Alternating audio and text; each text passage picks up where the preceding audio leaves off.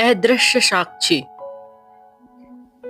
बहुत समय पहले दक्षिण भारत के रामपुर नामक एक छोटे से गांव में केशव नाम का एक शिल्पकार रहता था। केशव गरीब जरूर था, लेकिन वह अपनी कला के लिए दूर दूर तक प्रसिद्ध था। वह पत्थर पर अपनी छेनी चलाता था तो लगता था जैसे पत्थर में जान डाल रहा हो। मूर्ति बनाना उसके लिए केवल काम नहीं, बल्कि भगवान की आराधना था। गांव के पुराने मंदिर के जीर्णोद्धार का काम चल रहा था। राजा ने घोषणा की कि मंदिर के मुख्य गर्भगृह के लिए भगवान कृष्ण की सबसे भव्य मूर्ति बनवाई जाएगी। केशव को यह काम सौंपा गया। राजा के मंत्री वज्रसेन एक बहुत ही कठोर व्यक्ति थे।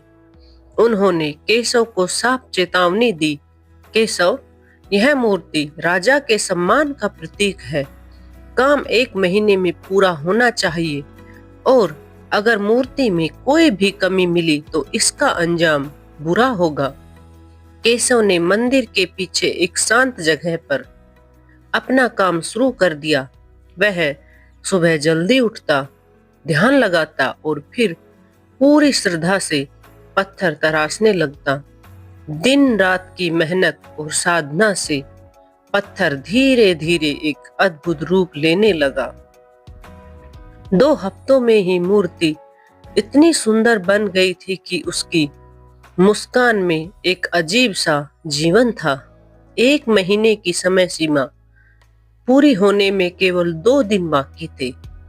केशव बहुत खुश था कि उसकी साधना सफल हुई। वह मूर्ति को अंतिम रूप देने और पॉलिश करने में लगा था। तभी अंतिम घिसाई के दौरान हथौड़ी की एक बहुत हल्की सी चोट गलती से मूर्ति के दाहिने पैर के अंगूठे पर लग गई। केशव सन्न रह गया। उसने ध्यान से देखा, चोट से एक बाल के बराबर बारीक दरार आ गई थी। यह दरार इतनी पतली थी कि अगर उस पर रंग रोगन कर दिया जाए तो उसे नंगी आंखों से देखना लगभग असंभव था।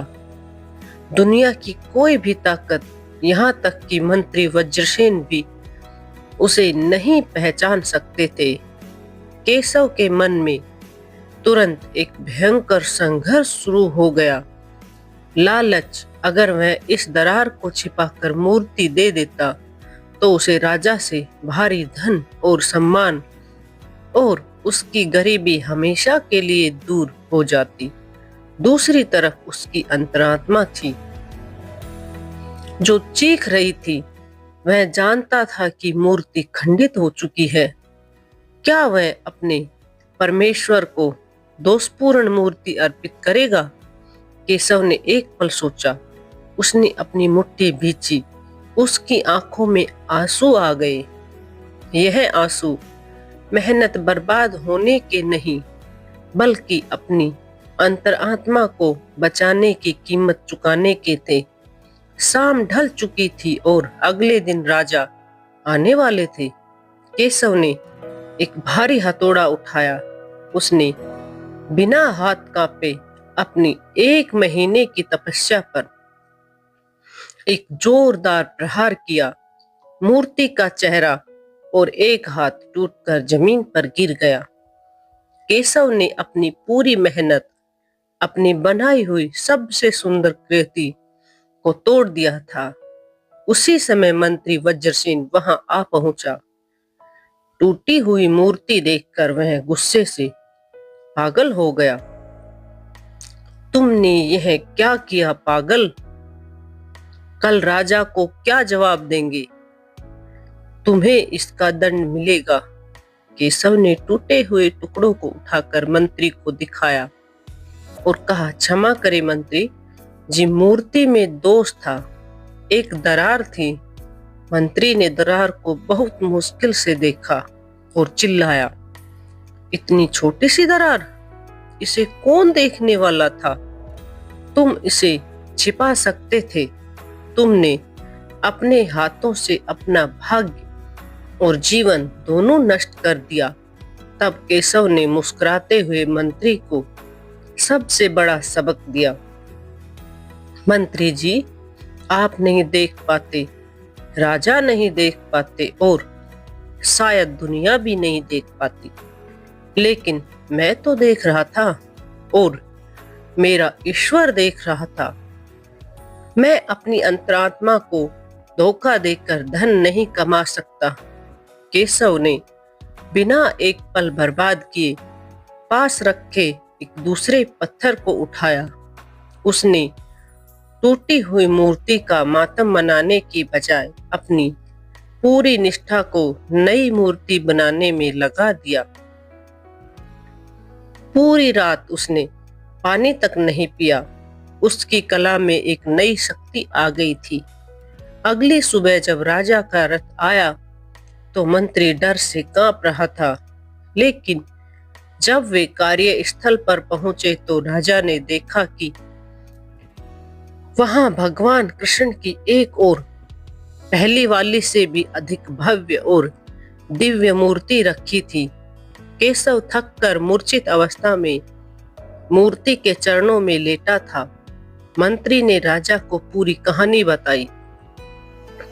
राजा ने केशव को जगाया और अपने गले का सबसे कीमती हार उसे पहना दिया। राजा ने कहा, केशव, तुम्हारी कला में तो जादू है, लेकिन तुम्हारी ईमानदारी में ईश्वर का वास है। जो व्यक्ति एकांत में भी अपने मूल्यों से नहीं डिगता, वही वास्तव में सबसे महान कलाकार है।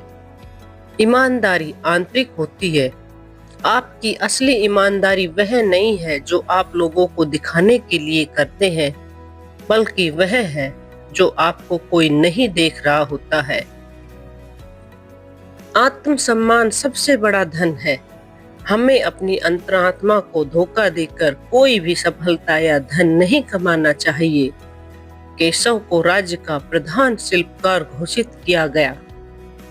जिस काम की नींव सत्य और निष्ठा पर रखी जाती है, वह हमेशा सबसे महान और स्थायी होती है।